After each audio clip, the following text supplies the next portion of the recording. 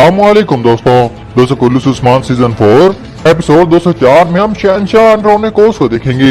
हमने पिछले एपिसोड में देखा था कि बंदर शहनशाह के पास आया हुआ था और वो शहनशाह की आंखों में आंखें डालकर कहता है, शहनशाह मैं गंदम की बात कर रहा हूँ और मैं खाने की बात कर रहा हूँ। तुम्हारे गोदाम बिल्कुल खाली है शहनशाह। अगर मशरिक से काफिले ना आए तो तुम्हारे लोग भूखे मर जाएंगे। अगर तुम ये कहते हो शहनशाह कि तुम बहरी जहाज को काम में लाओगे तो हम कारिसी साहब को कह के उन्हें भी रोक देंगे। तो शहनशाह अगर हम कोई मुआहदा करते हैं तो मैं चुपचाप वापस चला जाऊंगा। अगर तुम जजिया दोगे तो ही तुम तिजारत जारी रख सकोगे। लेकिन शहनशाह अगर उसके बजाय तुम मुझे मारने पर इसरार करते हो तो यकीन करो मैं हंसी खुशी अपनी गर्दन कटवा दूंगा। अगर तुम मुझे मारना चाहते हो तो जनाबे अल्लाह की कसम तुम्हारा कोई भी काफिला कुस्तुनतुनिया तक नहीं पहुँचेगा। फिर शहनशाह थोड़ी देर सोचने के बाद बंदर को कहता है, मैं 10 में से 2 हिस्से नहीं बल्कि 10 में से 1 हिस्सा दूंगा। इसमें बंदर कहता है, बिल्कुल नहीं शहनशाह, उस्मान साहब बिल्कुल ही इस पर समझौता नहीं करेंगे। वो तुम्हारी इस बात को कभी भी कबूल नहीं करेंगे। अगर तुम ऐसा नहीं कर सकते तो मेरा सर हाजिर है। तुम्हारे लोगों के बदले तुम इस नाचीज का सर ले सकते हो। फिर बंदर अपनी गर्दन शहनशाह के सामने पेश कर देता है। फिर शहनशाह थोड़ी देर और सोचने के बाद अपने एक वजीर को कहता है कि कातिब को मेरे पास बुलाओ। ये देखकर बंदर कहता है अल्हम्दुलिल्लाह, यानी कि बंदर ने अपना फर्ज बखूबी पूरा कर लिया था। फिर हुसैन भी बंदर को कहता है, अल्लाह का शुक्र है हजूर, अल्लाह का शुक्र है। दूसरे बन जंगल में लियू और उनके सिपाहियों को देखने हैं जो दुश्मन फकीर उलमा कराम को शहीद करने की नियत से जंगल से गुजर रहे थे। फिर वो अपने सिपाहियों से कहता है कि हम कोनिया से आने वालों के सर उस्मान को भेजेंगे। तुर्क देखेंगे कि हमारी तलवारें उनकी सांसों की तरह ही उनके कितने करीब हैं। कमांडर तातियुस, मैं इसमें कोई भी परेशानी नहीं चाहता। इस पर वो कमांडर कहता है, जनाब लियू, हमारे जासूसों ने उनके हर कदम पर नजर रखी हुई है। यकीनन वो उल्मा अपनी मौत की तरफ आ रहे हैं। दूसरी तरफ हम यनी शहर में उस्मान साहब को देखते हैं। उस्मान साहब ने अपने सारे सिपाहियों को यनी हवेली के सेन में जमा किया हुआ था। फिर उस्मान साहब आग तैमूर को कहते हैं, आग तैमूर, कोनिया से आने वालों को तुम खुश आमदीद कहोगे। फिर उस्मान साहब कोहिनूर को कहते हैं, कोहिनूर, हम नहीं जानते कि वो तकफूर अब क्या करेगा, इसलिए काफिले की जिम्मेदारी अब तुम पर है। फिर उस्मान साहब कहते हैं, चलो सिपाहियों अपने अपने घोड़ों पर सवार हो जाओ। फिर उस्मान साहब अपने बेटों को कहते हैं, चलो बेटो चलते हैं, अब अपने लोगों को जाकर एक खुशखबरी सुनाते हैं। फिर उस्मान साहब और बाकी तमाम अपने घोड़ों पर सवार होकर हवेली से रवाना हो जाते हैं। दूसरी तरफ हम दुश्मन फकीर उलमा को देखेंगे जो कुछ कोनिया के सिपाहियों के साथ यानी शहर की तरफ ही जा रहे थे। हम देखते हैं कि लियो और उसके बाकी सिपाहियों ने रास्ते में उनके लिए घात लगाई हुई थी और जैसे उलमा का काफिला थोड़ा करीब आता है तो लियो, कमांडर और बाकी तमाम सिपाही बाहर निकल आते हैं और उलमा को चारों तरफ से घेर लेते हैं। उन्हें देखकर दुश्मन फकीर कहता है, तुम्हें क्या लगता है आप लोग क्या कर रहे हो? तुम्हारे लिए यही अच्छा होगा कि हमारे रास्ते से हट जाओ। इस पर लियो कहता है, हम करेंगे और हम तुम्हारा सर काटने की बात करेंगे। फिर तमाम उलमा नीचे उतरकर अपनी अपनी तलवारें निकाल लेते हैं। फिर दुश्मन फकीर कहते हैं कि आले सल्जूक के खिलाफ जाने वालों का मुकद्दर बहुत ही बुरा होता है। मैं आपको आखिरी बार खबरदार कर रहा हूँ कि हमारे रास्ते से हट जाओ। इस पर लियो कहता है, तुम बहुत ज्यादा ही बोल रहे हो और मैं सबसे पहले तुम्हें ही मारूंगा। फिर एक कोनिया का सिपाही दुश्मन फकीर से कहता है, वो लोग हमसे ज्यादा हैं, हम उन पर हावी नहीं हो सकते, इसलिए हमें उन्हें मसरूफ रखना चाहिए। चले आप लोग जंगल की तरफ भाग जाएं। फिर दुश्मन फकीर कहते हैं, तुमने तुर्कों को पहले कब भागते हुए देखा है सिपाही? अगर हमसे कुछ भी ना हुआ तो हम इनकी तरफ आगे बढ़ेंगे। और सब उलमा और सिपाही अपनी अपनी तलवारें निकाल कर बाज़ंतीनी सिपाहियों पर हमला कर देते हैं। इस तरह लियो और बाज़ंतीनी सिपाहियों की दुश्मन फकीर उलमा और कोनिया के सिपाहियों के साथ एक लड़ाई शुरू हो जाती है और इस तरह ये लड़ाई थोड़ी देर तक जारी रहती है। दूसरी तरफ हम जंगल में आग तैमूर और बाकी सिपाहियों को देखते हैं जो जंगल में खड़े हुए दुश्मन फकीर और बाकी उलमा का इंतजार कर रहे थे। तुरान पूछता है कि सुल्तान मसूद ने उन तमाम उलमा कराम को हमारी तरफ क्यों भेजा होगा। इस पर भाई सकूर कहता है कि उस्मान साहब ने कुफार को इन जमीनों से निकाल फेंका, अभी इनको तो छोड़ो, पूरा जहां ही हमारी तरफ आएगा। इस पर सुलेमान आगा भी कहते हैं कि बड़ी फतुहात ऊंची आवाज से शोर मचाती हैं और बड़ी बड़ी फतुहात पहाड़ों की दूसरी तरफ जाकर ऐलान करती हैं। इस पर कोहिनूर भी कहता है कि उस्मान साहब के पीछे जितने ज्यादा लोग खड़े होंगे हमारी फतुहात भी उतनी ज्यादा ही बढ़ेंगी और इस तरह आहिस्ता आहिस्ता करके मुसलमान अपनी सरहदें फैलाएंगे।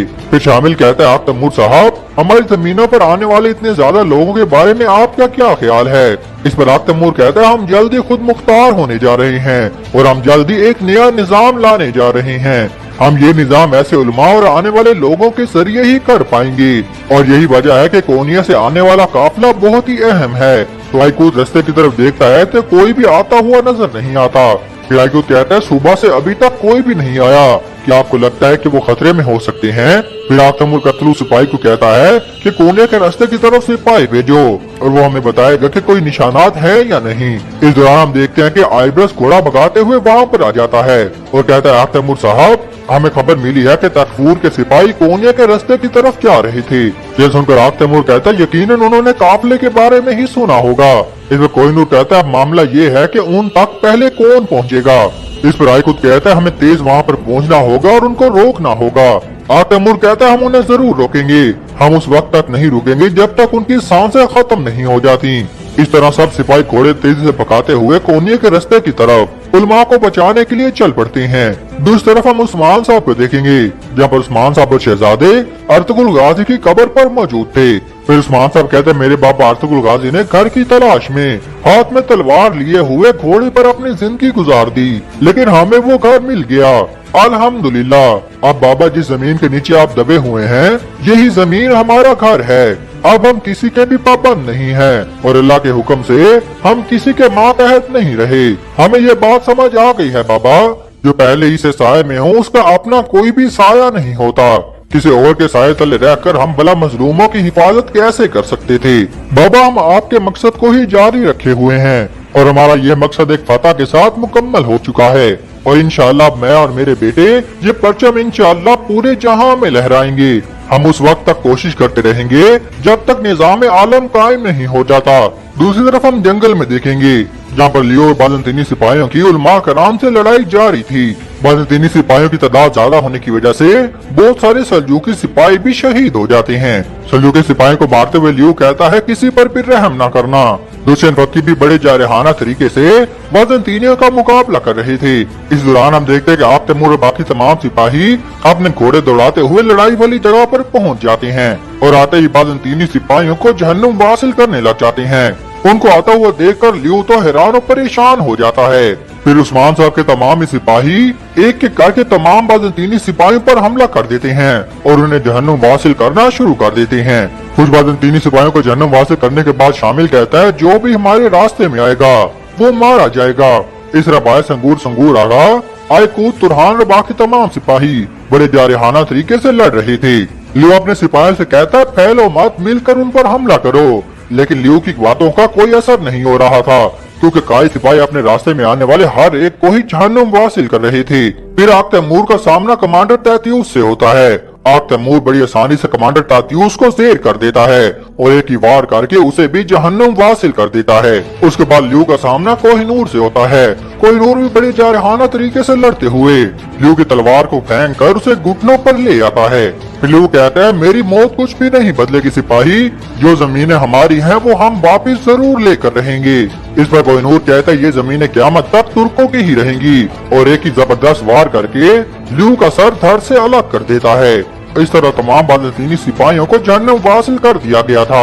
फिर दुश्मन फकी तमाम सिपाहियों से कहते हैं कि इल्म की रोशनी तमाम दुश्मनों के दिलों में खौफ डालती है और ये आने वाले काफिर इल्म की रोशनी को मत्थम करना चाहते थे। जीते रहे बहादुरों, आप लोग वक्त पर आए हो।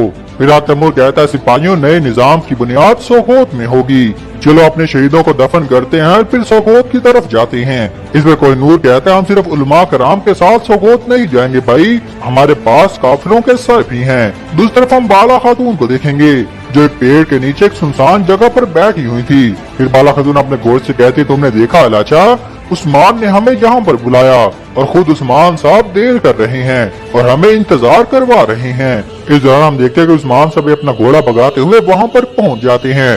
बाला खातून कहती है हाँ और क्या हो सकता है, उस्मान साहब का तो घोड़ा ही बहुत सुस्त है। बाला खातून पूछते हैं उस्मान साहब आप कहाँ पर थे? उस्मान साहब कहते हैं मैं अपने बेटों के साथ था और अपने अजदाद को खुशखबरी सुना रहा था। बाला मैं तुम्हें भी ले जाने वाला था लेकिन तुम हलीमा को सुला रही थी। फिर बाला खातून कहते हैं ठीक है उस्मान साहब, अब मुझे ये बताएं कि आपने मुझे यहाँ पर बुलाया और इतना इंतजार करवाया, और मुझे उम्मीद है कि आपने जिस वजह से मुझे यहाँ पर बुलाया है वो इंतजार करने के काबिल होगी। इस पर उस्मान साहब कहते हैं ऐसा कुछ नहीं है बाला खातून, मैं तो सिर्फ आपके साथ दौड़ लगाना चाहता था। इस पर बाला खातून कहते हैं ये तो बात है उस्मान साहब कि आप हार जाओगे। फिर उस्मान साहब कहते हैं रुको रुको बाला खातून, लेकिन ये दौड़ दूसरी दौड़ों से मुख्तलिफ होगी। इस पर बाला खातून कहते हैं उस्मान साहब ऐसा क्यों है। इस पर उस्मान साहब कहते हैं बाला अगर तुम जीतोगी तो तुम जरूर देख लोगी। फिर वो दोनों ही अपने अपने घोड़ों पर सवार हो जाते हैं और दौड़ लगाना शुरू कर देते हैं। दूसरी तरफ हम यनी शहर में देखेंगे जहाँ पर मालून खातून अपने बेटे उरहान को एक तलवार देते हुए कहती है मेरे बेटे उरहान, तुम पहले एक बड़े दरख्त की शाख की तरह थे, लेकिन अब तुम खुद एक बड़ा दरख्त बन रहे हो। क्या तुम ये बात जानते हो उरहान। फिर मालून खातून एक अंगूठी निकाल लेती हैं और वो अंगूठी उरहान को दिखाते हुए कहती है कि ये तुम्हारे मरहूम दादा की अंगूठी है। अब तुम्हारे दादा अर्तुगरुल गाजी का एक टुकड़ा तुम्हारे पास भी होगा बेटा। फिर उरहान मालून खातून से वो अंगूठी ले लेता है और उसे देखते हुए कहता है मैं इसका ख्याल रखूंगा अम्मा, और फिर उस अंगूठी को अपने हाथ में पहन लेता है। फिर मालून खातून कहते मेरे बहादुर बेटे, तुम्हारे पास तुम्हारे बाबा का दिल और अकल है, मुझे पूरी उम्मीद है कि तुम तमाम इमानतों की हिफाजत करोगे। अब उस्मान साहब ने ऐलान कर दिया है कि वो मुकम्मल तौर पर एक आजाद सरदार हैं और वक्त आने पर उनकी रियासत और उनका मकसद आपकी ही इमानत होंगे। उस वक्त उसकी मजबूत शाखों में फूल खिलेंगे। ये कभी मत भूलना कि इलाही कलमतुल्लाह ही हमारा वाहिद मकसद है। हमेशा रहम और इंसाफ आपके दिल में होना चाहिए। इस दौरान कहता है मैं आपकी बातों को अपने दिल में रखूंगा माँ, और मैं हमेशा इनकी पैरवी करूंगा। और दोस्तों यहीं पर इस एपिसोड का इख्तिताम होता है। अगर आपको हमारी वीडियो अच्छी लगी है तो लाइक शेयर और सब्सक्राइब जरूर करिएगा। आपको मिलते हैं नेक्स्ट एपिसोड के साथ, तब तक के लिए अल्लाह हाफिज।